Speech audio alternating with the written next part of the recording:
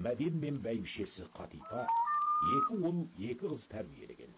Бұғыршын ауданы Оймақ ауылы Мұңайтпас қыстағының тұрғыны. Балалары түгел қызметте. Олардың қонысы Жалғын ойына таяудағы Ақсала деген жерде.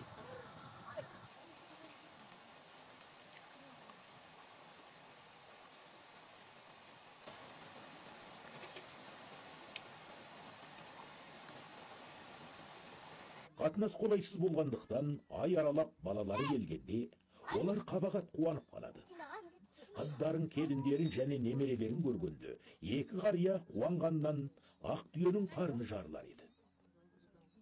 Балалары атасының мотоциклмен 8 сағат жол басып, сонау Емегейті жайлауынан семіз қоза келгенін естіген. Сол қозы сойылды.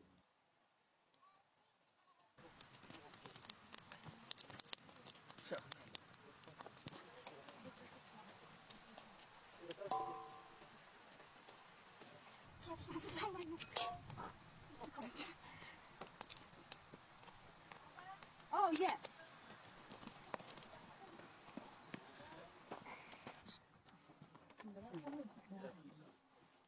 Кішкене немересі күн болдың туғанына 2 ай толмаған. Ішіне жел тигендіктен, ауырып жылай бергендіктен, Қатипа апай жаңа сойған қозының тоғы шегін жылыдай баланың кіндік үстіне таңып, оның суығын тартқызды. Міне бұл қарапайым қазақ ем. Мен бәдім сені жаным олы бұты. Шенде шек тартып қойдығын сол жерін тартып қой, сен жыламайтын болайын. Үй жаман күшік күтті. Обай. Ой, ана таңма, бауырымды көрдің бәне? Аузың санда. Обай. Ой, енді бетін ұстама.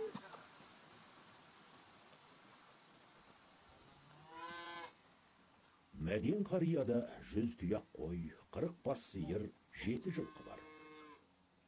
Ол қойы мен жылқысын Емегейті жайлауына арнаулы бақташқа қосады. Ал жаз мезгілінде өзі сиырын Ақсала өңірінде бағады, бәйбішесі сиыр сауып, құртмай алумен қарбас. Бізде көшеміз ғой.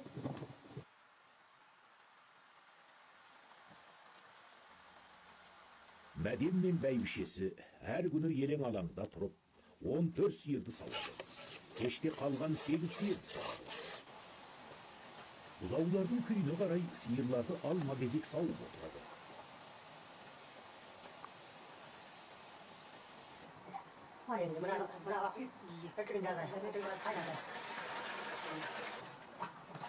Сүт өнімдерін жасау қазақ ұлты әйелдерінің ұрпақтан ұрпаққа жалғасып келе жатқан азық-түлік жасау өнері, әрі анадан қызға қалған дәстүр. Қатипа жасаған сүт өнімдері алыс жақынға танылған. Май алынған іркітті қайнатып, сорғытып, сар суынан айырып, өреде құрт қып кеттіреді. Құрт биік үстірт өңірде тіршілік ететін қазақ халқының белок толықтайтын киеласы. Құрт адамға қуат болады. Жарты шағын құрт көз көрім жерге жеткізеді деген мәтел тек айтылмаған.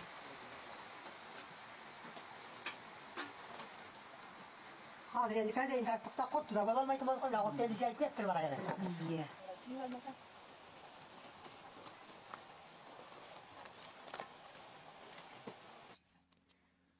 Сарымай қылшықтанып тұздалғаннан кейін дәмі таңдайда қалатын сүт өнімі. Сарымай әдетте қойдың қарнына салынады.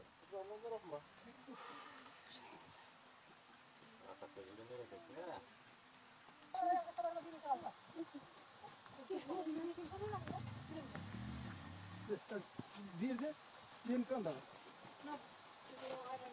Я сен ол ұмытатын мен біліп тұрмын. Балалары қайтатын болды. Екі қарт балаларын қимастықпен аттандырды. Енді екеуі Емегейтіден түсетін малды 47 айының соңына дейін.